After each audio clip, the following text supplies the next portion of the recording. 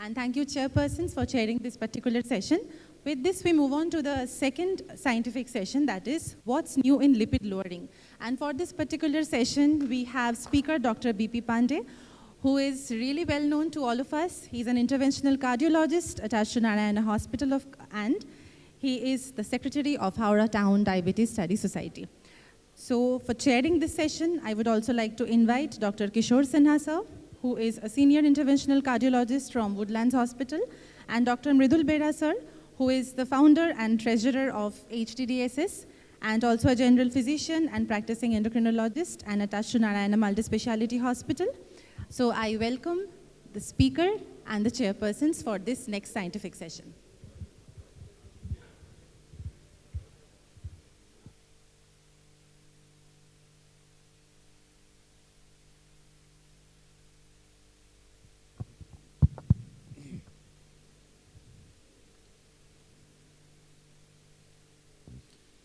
So welcome everybody. Welcome Dr. Pandey. I don't think Dr. Pandey needs any introduction to anybody here, present here. So our beloved, most scientifically minded person and with a tremendous degree of clarity about the, about the subject and his implementation as well. So Dr. Pandey, you proceed with the topic. What's new in lipid lowering? So we'd like to listen from you. Yeah. Go ahead, please.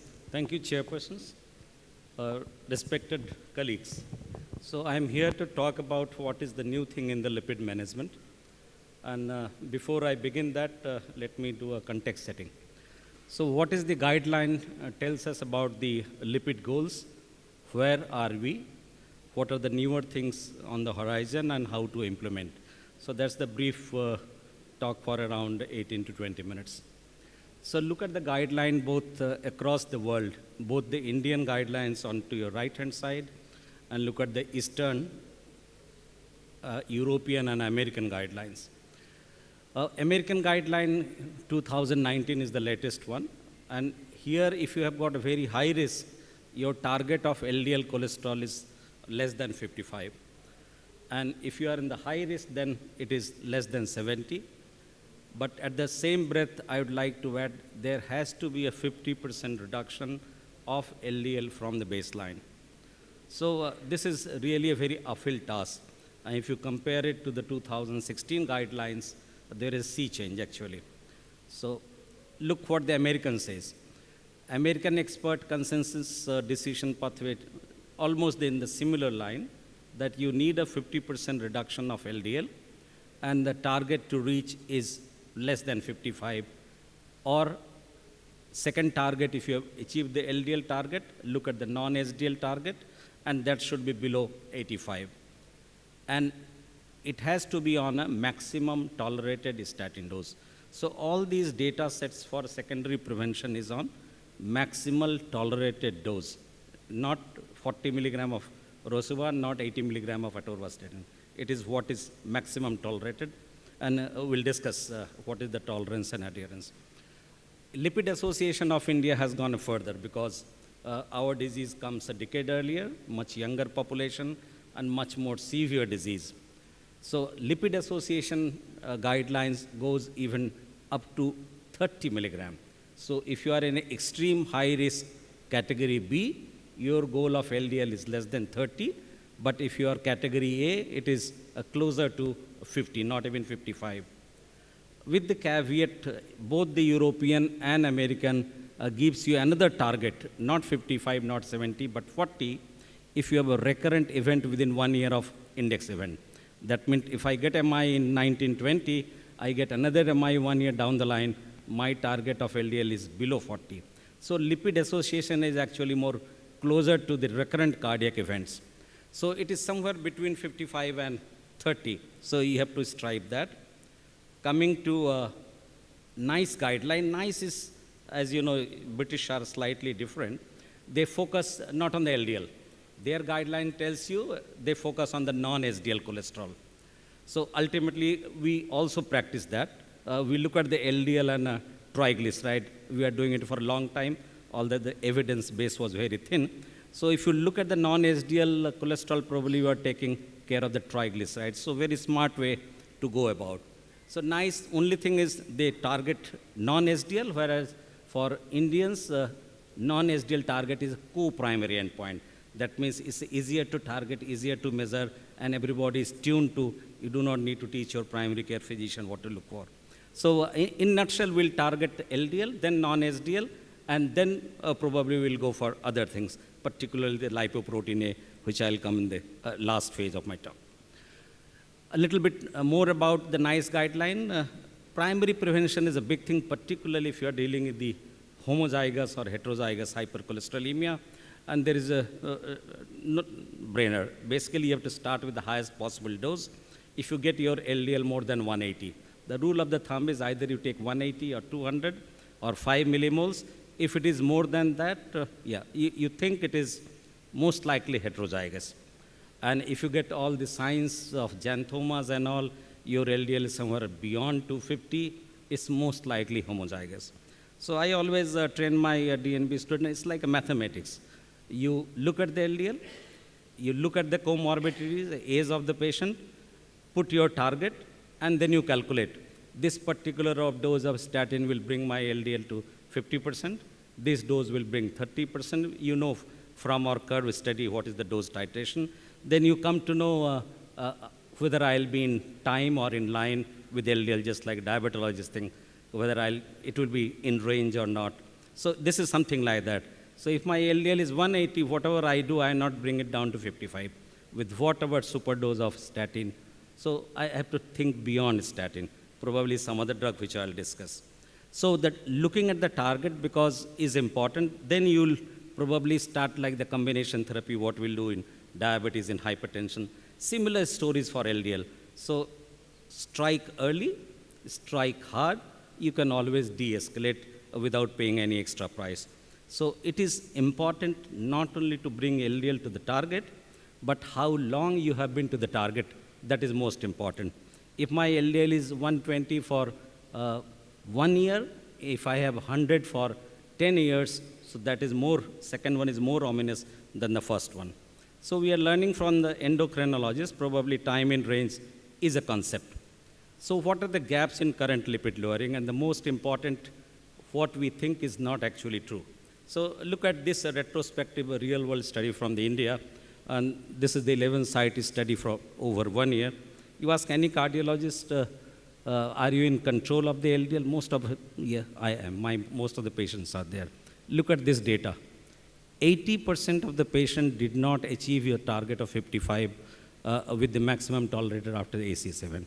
So look here. So 20% is in range and 80% is not. And if you look the target at 70, your half of the patient is still not at goal.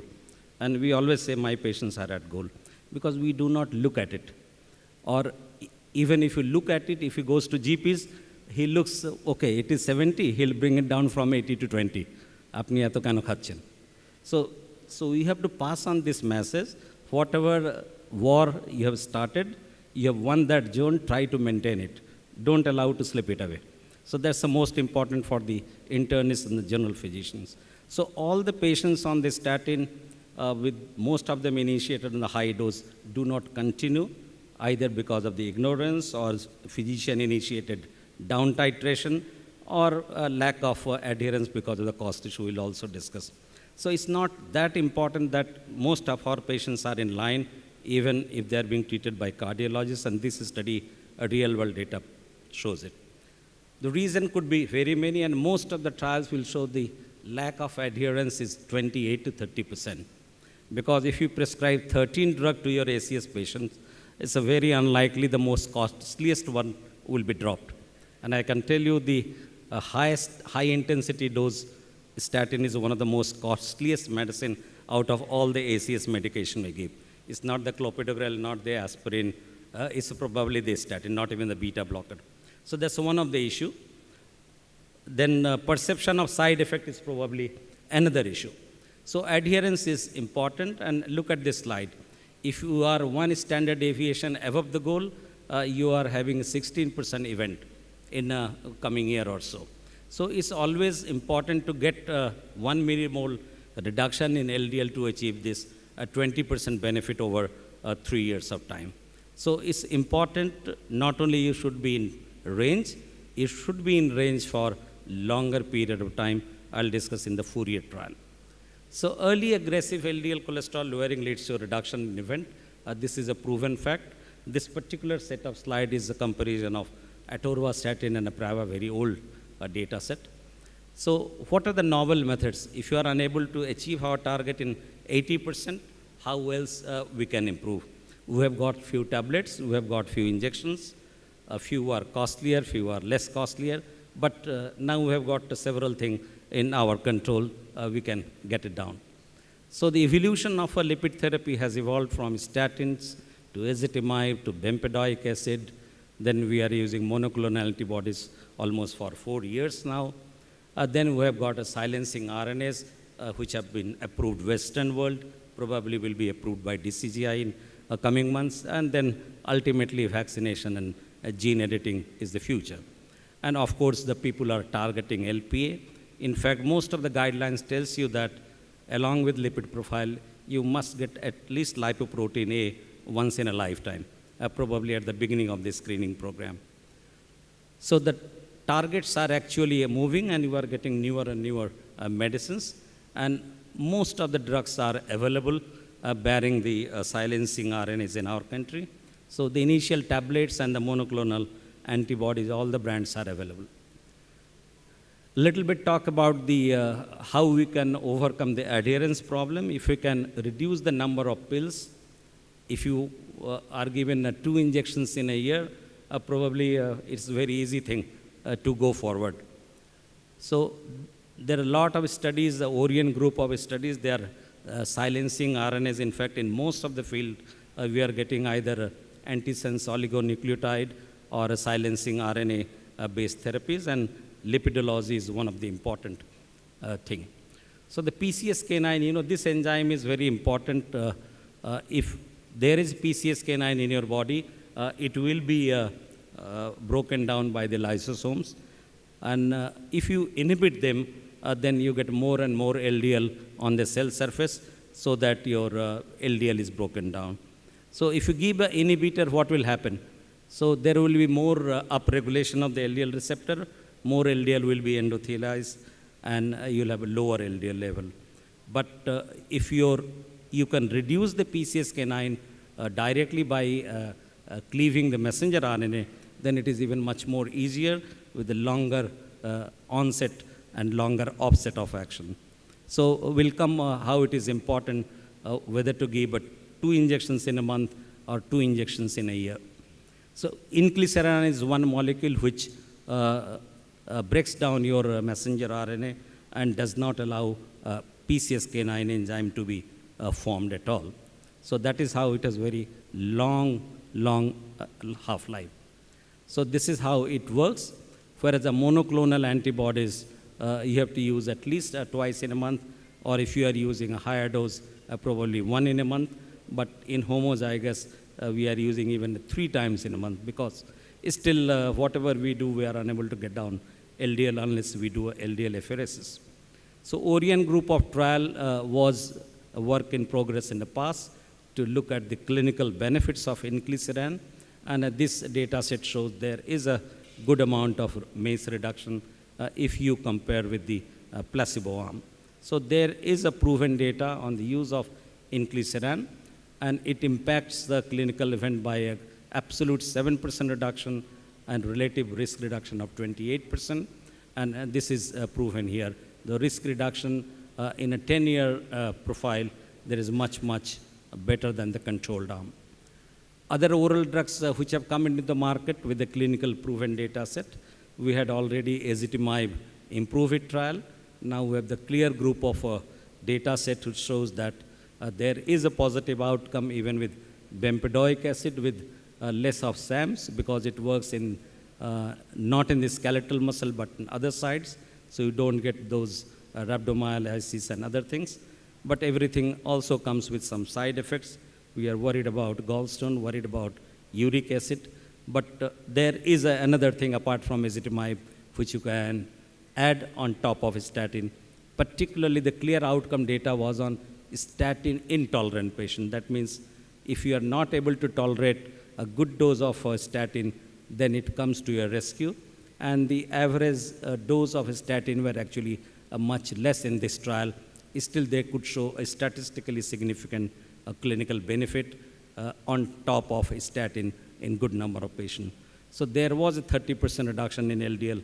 So, you know, ezetimibe causes around 20% reduction in LDL, bempedoic 30%, highest dose statin causes 50%, and if you probably combine all the three, you will be closer to around 50 to 52%, something like what the monoclonal antibodies like evolocumab does it.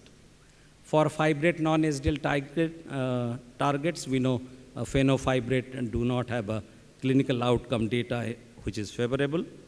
Pemafibrate is, which is recently published and is a positive trial known as the prominent trial.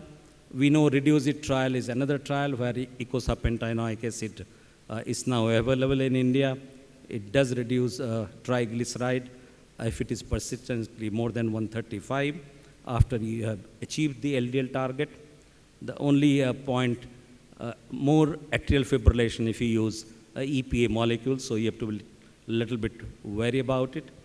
Another criticism is probably the placebo arm has more side effects, so that is why it could come positive. But overall, this is the only proven therapy for raised triglyceride if you have controlled your LDL cholesterol. This is another oligonucleotide volansorsen, which acts on the triglyceride. COMPASS trial has proven that.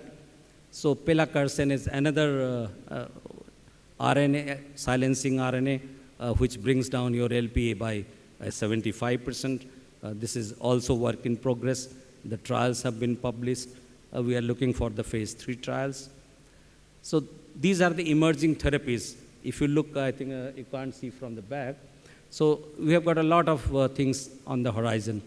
So after bempedoic and ezetimibe on top of statin, we had evolocumab for a long time. We have good experience. Inclisiran is probably going to be launched in few months' time in India. And pelacarsen will also be probably coming in 2 to 3 years of time. REDUCE-IT trial, we already have Indian pharma companies launched in India for triglyceride reduction. So we have got plenty of things to control our lipid level.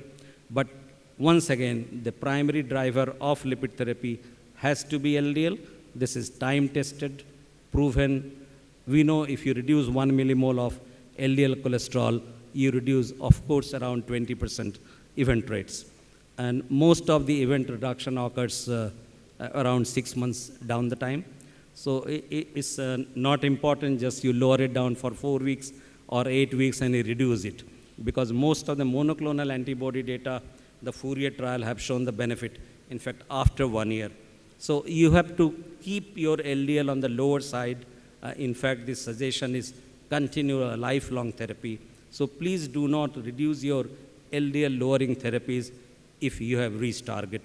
Most of the trials, even if you have touched around 25-30, you should not reduce. As I said, for secondary prevention, Lipid Association of India guidelines says it has to be around 30. Another simple way is try to match your LDL cholesterol to HDL cholesterol. If your HDL is 30, try to keep LDL 30. If your HDL is 36, try to keep it 36. And there is nowadays newer data. If you have more HDL, you have more chance of dementia. You had just publication 2 weeks back. Higher the HDL is causing more dementia, as the low HDL is also causing dementia. So both the spectrum of HDL is injurious. So because we know the various subtypes of HDL is responsible. So just to conclude, I think key takeaway point for a newer lipid therapy is it is very common. As I said, the commonest abnormality of lipid in coronary artery disease patient after low HDL cholesterol is high LDL. The commonest is low HDL. So there are various therapies which are available. You'll be able to know if you do a baseline lipid profile to all your patients. Doesn't matter whether patient is fasting. It's no longer recommended that you have only lipid profile in a fasting state. So get the opportunity whenever you have a patient, at least one test. If there is a mismatch between your finding, then later on you can always ask the patient to come for a fasting lipid profile. But at least do not miss that chance, because you'll be surprised. Sometimes triglyceride is 1200 and LDL is 200. So even maybe non-fasting differences are not more than 20%. And novel therapies like monoclonal antibodies, which is given twice in a month. You have a silencing RNA therapies, which are given twice in a year, will come to a long way to achieve that target that we are unable to control 80% of our population to below 55, at least in ACS patients. So it's important, if you get MI, if you get CVA, if you get peripheral arterial disease, try to get down your LDL below 70 at least. Second, it's just like blood pressure. We get down to 140/90 below. Second target, get it down to 130. Try to achieve 120/80 if you are Asian. For LDL, same thing. If you are Asian, bring it down to 70. Next target to get it down to 55. If you get another event within 1 year, your target is closer to 30. So it's like a mathematics. Calculate it. Calculate your drug which you are going to give. If it is ACS, I think let the all gun go blazing, because you can always de-escalate, either because of side effects or he cannot afford it. That's a future story. So try to control LDL and try to keep it low for a long duration of time. Thank you for the patience here.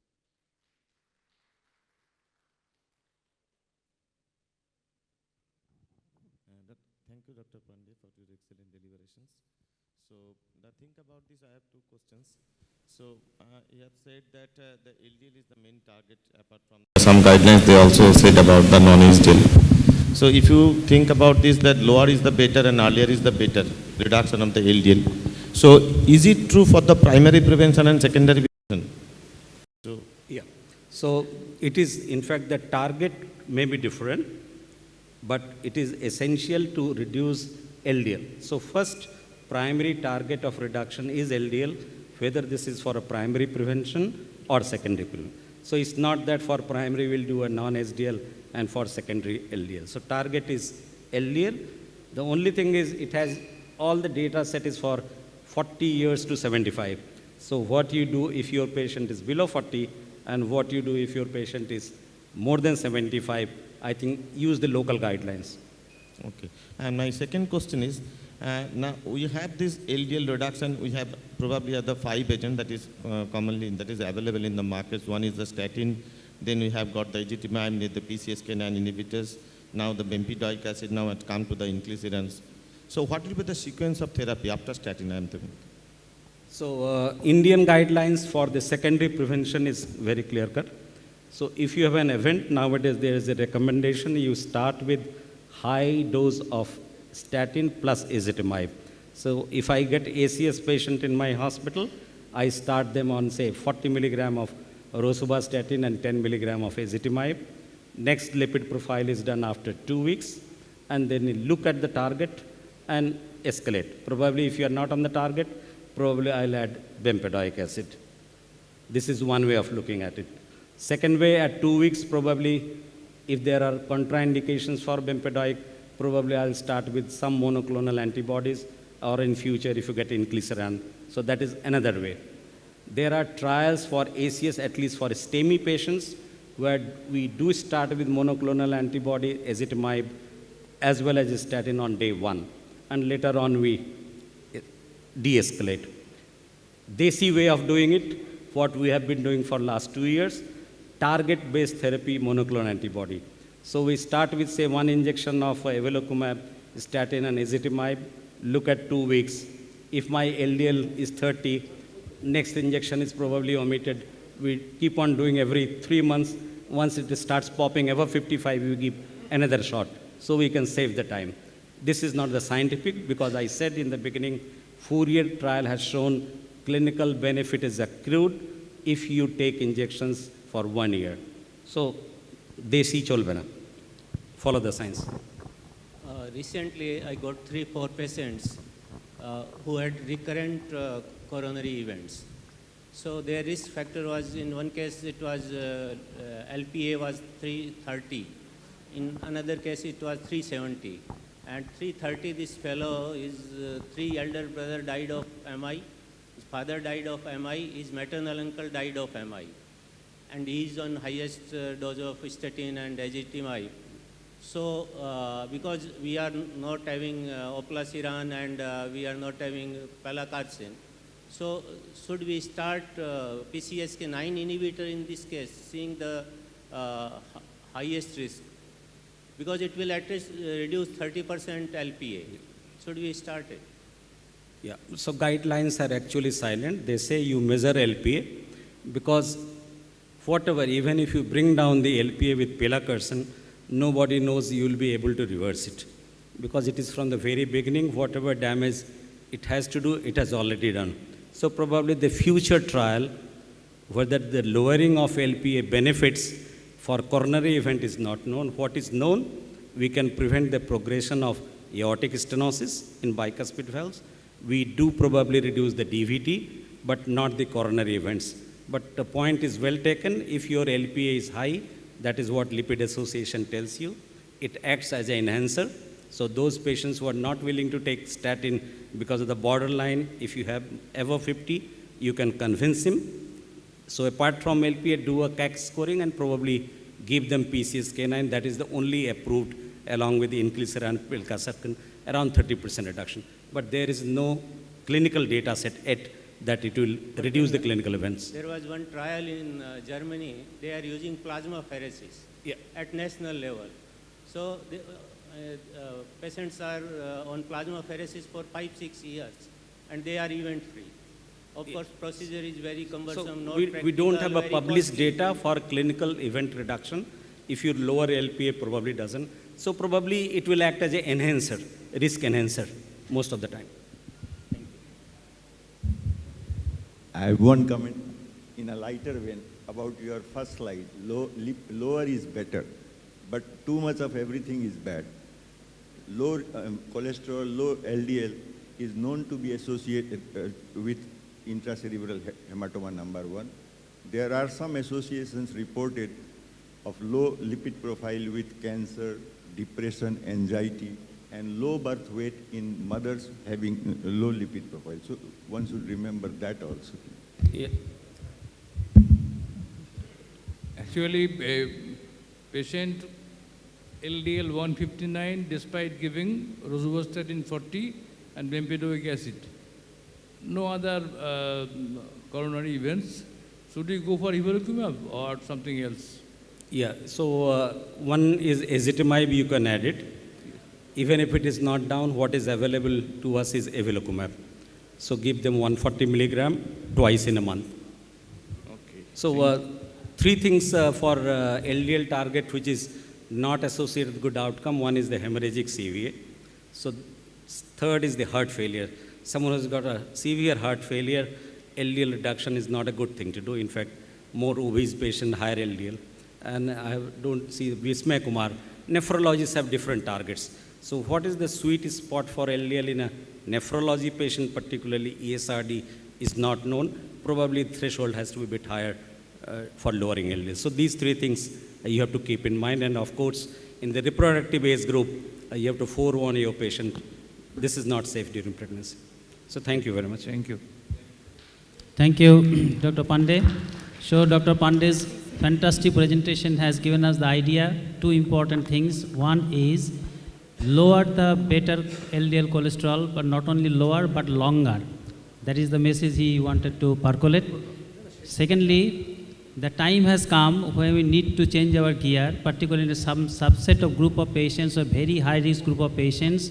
We may need to start with combination therapy for lowering the target, lowering the LDL cholesterol to the target level.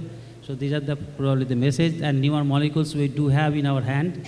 So we should think then a different way than what we used to think before, that we have to start in a combination therapy in certain group of patients and keep the target LDL cholesterol level lower as long as possible.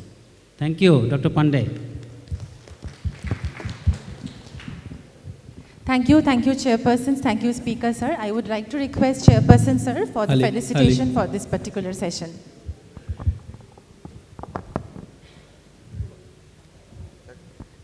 Sir, kindly felicitate Dr. B.B. Pandey, sir, for this wonderful, insightful session. And it's a small token of appreciation from Howrah Diabetes Study Society, and it is given by Welfare Organization Sangbedan.